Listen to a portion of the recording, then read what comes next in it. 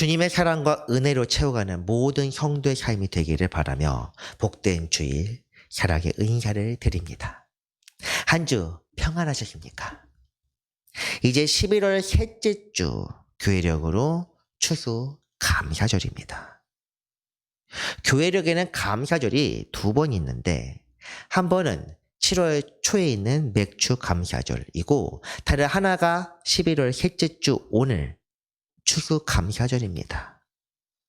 맥주 감사절은 초실절, 곧 우리나라에서 보리농사 수확을 할 때를 기준으로 한 것입니다. 구약에 나와 있는 맥추절과는 조금 다릅니다. 추수 감사절은 1년 모든 일을 마치고 한 해 수확에 감사하기 위한 절기입니다. 맥주 감사절은 우리나라에서 자체적으로 진행된 것이지만 추수 감사절은 미국 교회 선교사님들이 우리나라에 미국의 절기를 전파한 것입니다. 사실 우리 교회, 이 부활생명교회에서는 추수감사절, 맥주감사절 둘 다 지키지 않고 결산주일, 바로 다음 주 결산예배 주일을 지킵니다. 다음 주에 또 말씀드리겠지만 결산주일의 의미는 교회력의 마지막 주, 한 해 우리를 도우시고 인도하시는 은혜에 감사하며 이듬해에도 우리에게 은혜를 주시기를 구하는 송구영신의 의미를 담고 있습니다. 그렇다면 송구영신 때는 무엇을 하느냐? 집에서 쉬시면 됩니다. 어쨌든 한국교회는 한 해 마지막 날 12월 31일에 송구영신 예배를 따로 드리지만 이 송구영신 자체가 교회력과는 관계없이 전통적인 의식에 가깝기 때문에 우리 교회는 교회력의 마지막 때에 송구영신을 드립니다. 그것이 바로 결산주일입니다. 그러므로 우리는 맥주감사든 추수감사든 혹은 송구영신이든 세계 교회력이 아닌 한국 교회가 지키는 절기에는 따르지 않고 있다고 생각하시면 될 것 같습니다. 어쨌든 이것은 제가 괜히 뭔가 좋지 않은 감정이나 혹은 다른 의도로 그렇게 하는 것은 아닙니다. 우리가 어떤 절기를 지키든 그 절기의 의미를 바로 생각해야 한다는 것. 이것이 매우 중요하기 때문입니다. 그래서 추수 감사절을 따로 지키지는 않지만 추수 감사절 때 저는 매년 감사와 관련된 말씀을 전하고 올해도 그렇습니다. 그 이유는 결산주일이 송구영신과 관련된 의미를 담다 보니 감사에 관련된 내용이 상대적으로 부족하다고 느끼기 때문입니다.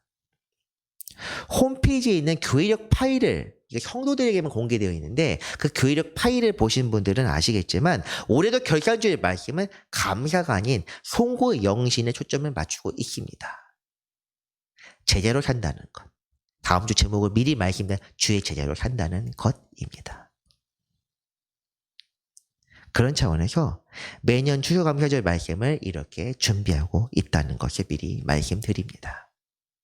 서론이 조금 길긴 했지만 오늘 말씀은 시편 107편입니다. 시편 말씀이라면 이미 수요일마다 한 장씩 읽고 있기에 어느 정도 친숙할 것이라고 봅니다. 시편 107편, 시편 5권의 첫 번째 시로 우리가 지난 수요일에 99편을 읽었기 때문에 아마 못해도 그렇게 오래 지나지 않아 또 시편 107편을 읽게 될 것이 생각합니다만 어쨌든 이 시편 107편은 사실 지금까지 도우신 주님의 은혜를 감사하며 찬송하는 그런 내용입니다. 이 시를 분석하면 총 5개의 내용으로 나뉘어져 있는데 각 시의 첫 부분마다 하나님을 높이며 찬송하도록 명하는 부분이 있습니다. 오늘 말씀은 그 5부분 중에서 맨 마지막 부분에 해당하는 내용입니다. 오늘 말씀 첫 부분 31절 말씀입니다. 여호와의 인자하심과 인생에 행하신 기적으로 말미암아 그를 찬송할지로다. 아멘.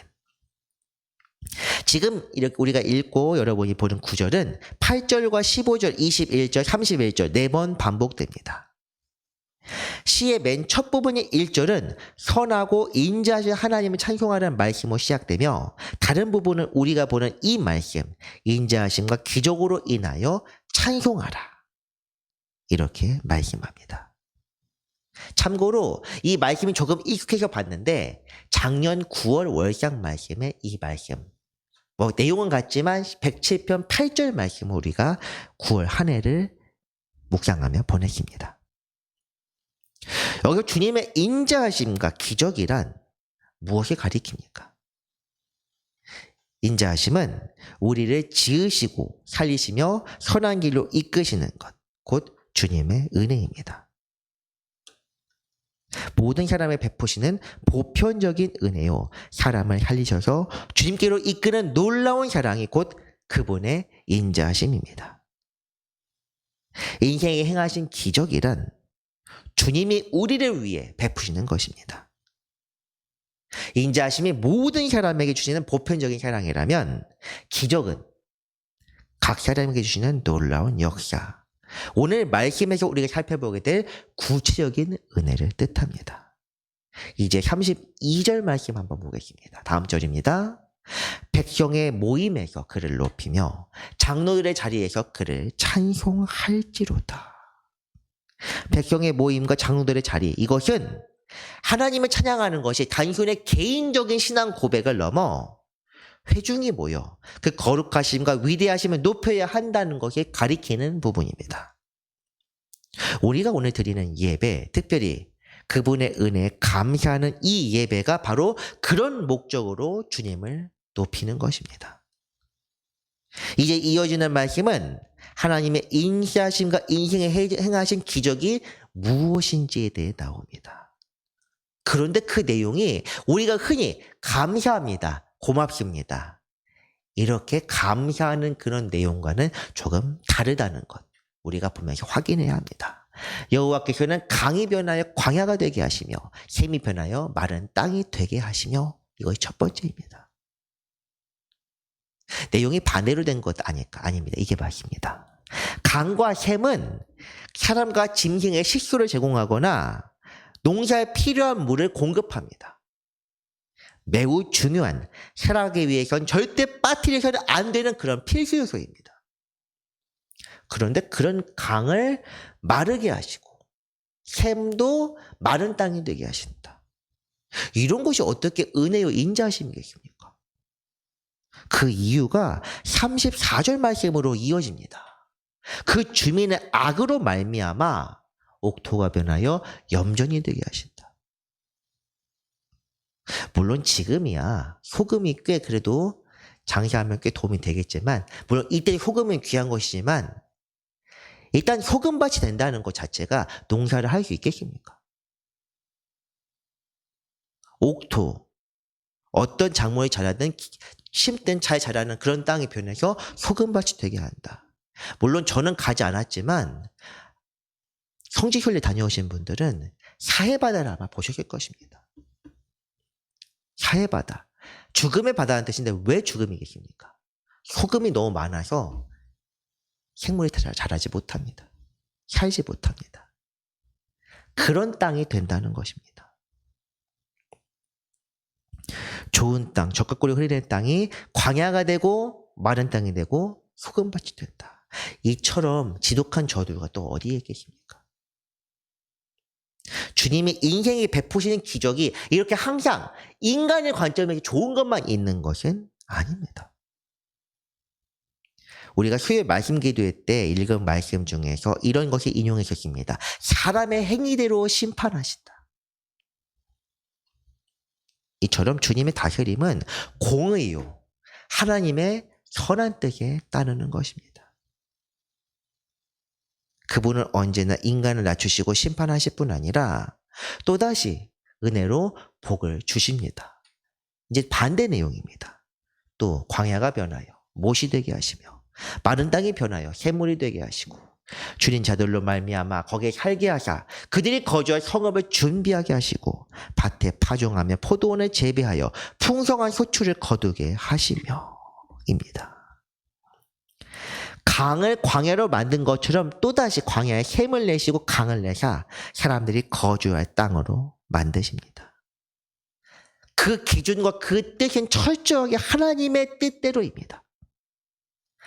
악한 자들의 행위대로 심판하시고 연약한 자들과 줄인 자들에게 은혜를 주시며 살 길을 허락하신다. 이것이 바로 하나님의 베푸시는 은혜입니다.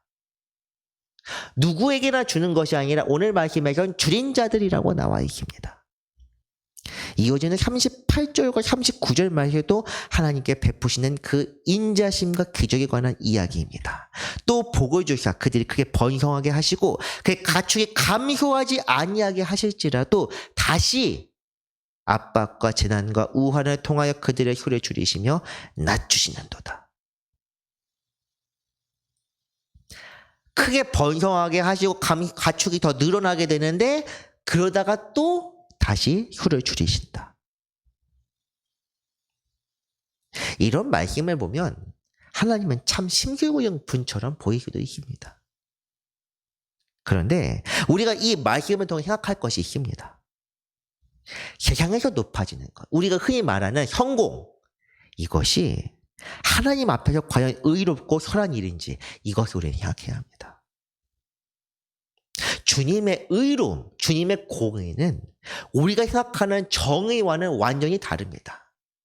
흔히 정의 실현, 정의 구현, 소설이나 이야기에서 보면은 정의 실현은 무엇입니까?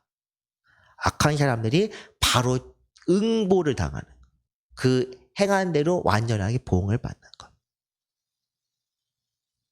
이것이 흔히 정의 실현이라고, 사회에서 근데 정의 실현은 그것도 다른 의미긴 합니다만 어쨌든 주님의 사랑과 은혜도 우리 가까운 사람들이 흔히 베푸는 그런 애정과는 현저하게 다릅니다. 사랑하는 사람들 흔히 이렇게 이야기합니다. 저도 지금 교회가 아니라 이전에 수련 목회자나 전도사 할 때는 이런 말도 들었습니다. 사랑한다면 잘 대해줘야 되는 거 아닙니까? 오늘의 말씀이 보여주는 것은 주님이 무조건적으로 우리에게 은혜 주는 분이 아니라는 사실입니다. 주님의 은혜와 사랑은 철저하게 조건적입니다. 흔히 주님의 사랑, 값없이 주는 사랑, 풍성한 사랑, 무조건적인 사랑, 사랑의 눈먼 분 아닙니다. 갚을 수 없기 때문에 먼저 갚으라신 겁니다. 그에 대해서 이미 주셨기 때문에 이제는 모든 거 다 준다. 성경에 물론 이렇게 나와 있습니다. 그런데 그게 전부가 아니라 분명한 심판과 행한 대로에 대한 보응이 있다는 것도 잊어서는 안 된다는 것입니다. 주님이 돌보시는 이들은 누구입니까? 스스로 설 수 없는 궁핍하고 나약한 사람들입니다. 그들이 만약 주님의 도우심에 성장하여 그 힘이 강해진 것까지는 괜찮습니다. 그런데 주님을 저버리거나 돌이킨다면 이제 그들은 주님의 사람이 아닙니다. 예전에 도와주셨으니까 우리와 이제 함께 하실 것이다. 아닙니다. 어제의 은혜가 다르고 오늘의 은혜가 다릅니다. 때를 따라 돕는 은혜, 지난달부터 계속 강조하고 있습니다만 주님의 은혜는 지금 우리가 주님 편에 서 있을 때 주어지는 것입니다. 서 있지 않다면 깨닫게 하시기 위해서 심판을 하시는데 그것 또한 은혜입니다. 그리고 결국 돌아서지 않았을 때 그 공의로 심판하시는 것, 이것은 믿는 자들을 위한 또한 은혜입니다. 이제 이어지는 40절과 41절 말씀을 보도록 하겠습니다.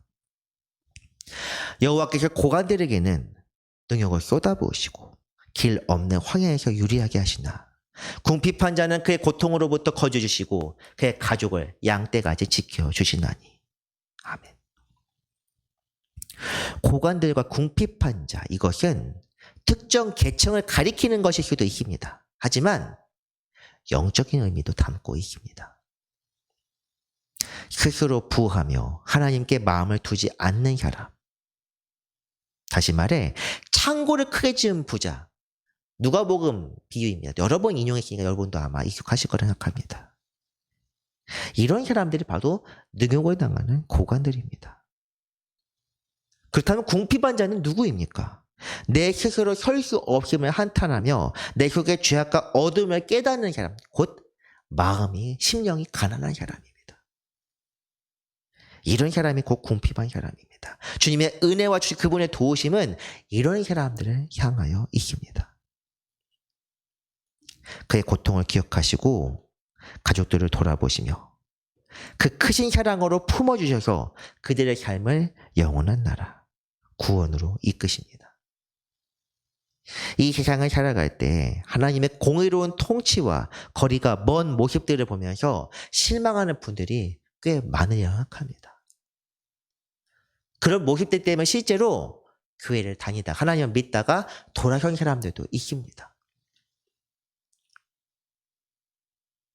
악한 사람들이 희약과 힘을 얻어 가난한 사람들을 학대하고 의로운 자가 고통을 당하는 그런 일들은 이 세상에 흔히 일어납니다. 많이 일어납니다. 그렇지만 우리는 주님을 믿는 사람들이라면 하나님의 공의가 언젠가 온전히 이 땅에서 실현된 것을 믿어야 합니다. 그렇기 때문에 우리는 하나님의 이름을 부르며 그분이 하늘뿐 아니라 이 땅에서도 거룩한 나라를 이루시고 그 뜻을 온전히 성취하실 것을 바라며 주님을 찬송합니다.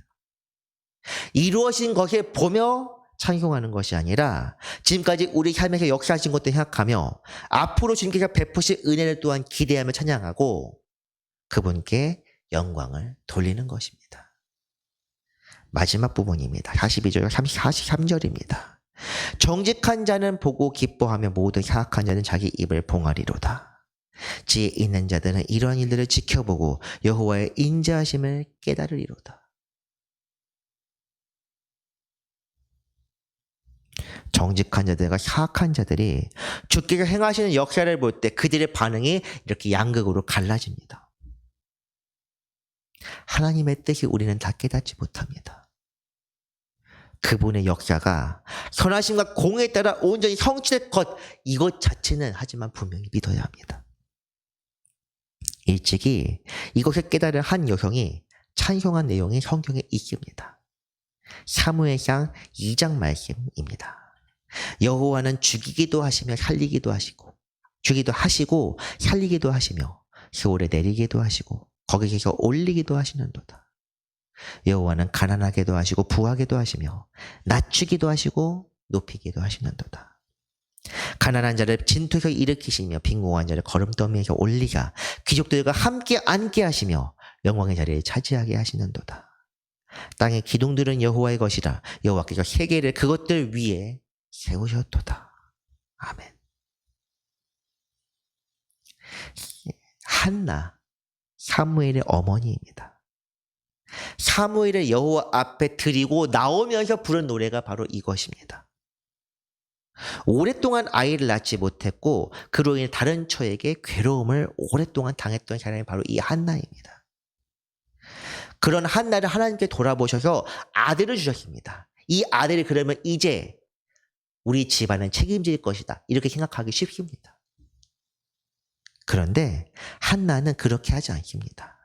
자신이 서원한 대로 그 아이를 하나님께 바칩니다. 사무엘은 낳게 되었을 때, 그리고 사무엘을 하나님께 온전히 드리게 되었을 때 그제서야 한나가 하나님의 섭리를 깨달았고 부른 노래가 바로 이것입니다. 주님께서 이 세상에서 사람을 세우거나 무너뜨리는 것, 이것을 깨닫고 세상에서 잘 된다고 하여 자긍할 것이 없고 못 산다고 해서 절망할 것이 없다는 것, 이것을 알게 되었습니다. 그래서 한나는 자신이 얻은 유일한 아들을 아낌없이 주님께 드릴 수 있었습니다.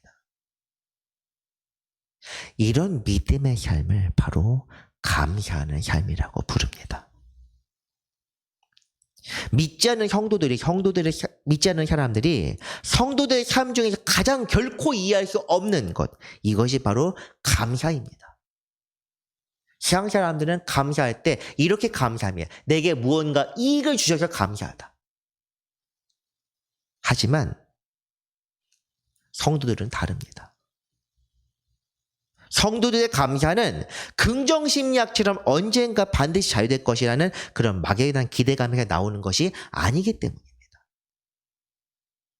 오히려 성도의 감사는 하나님이란 절대자요, 지존하신 분에 대한 전적인 신뢰에서 나타납니다. 그래서 이 사람들은 이 땅에서 당하는 환난과 고난마저 이 땅의 죄악으로 인하여 나타나는 것임을 깨달아 알고 언젠가 연약한 사람들, 빈궁한 사람들, 줄인 자들에게 주님을 간절히 바라는 이들에게 은혜를 주실 것임을 믿고 기도합니다. 나아가 우리를 위해 당하신 우리 주님의 고난을 생각하며 그분의 뒤를 따라 고난을 짊어지고 언젠가 이루시게 될 영원한 나라를 바라며 인내하며 살아갈 수 있게 됩니다. 우리 성도들의 믿음이 더하면 더할수록 우리는 이 땅에서 감사할 수 없는 것에 감사하게 됩니다.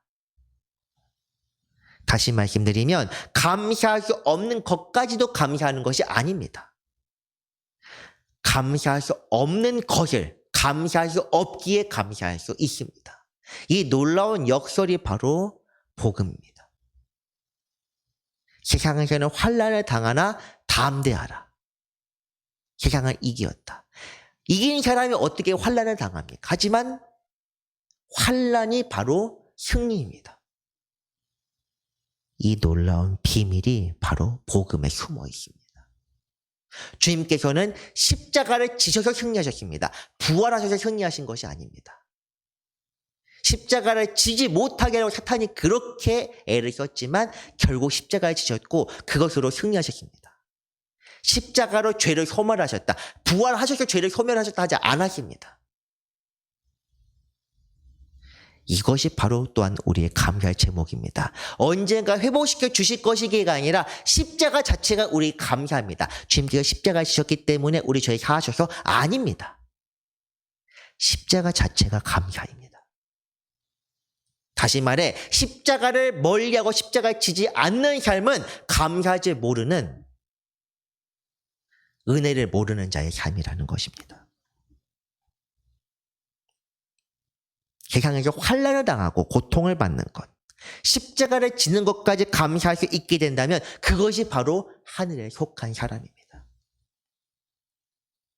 사랑하는 성도 여러분, 다시 정리하자면 감사란 우리 삶에서 우리가 필요한 것, 우리가 원하는 것을 주시고 우리가 사는데 걱정 없고 편안하게 살게 해주시는 그런 것을 생각하는 마음이 아닙니다.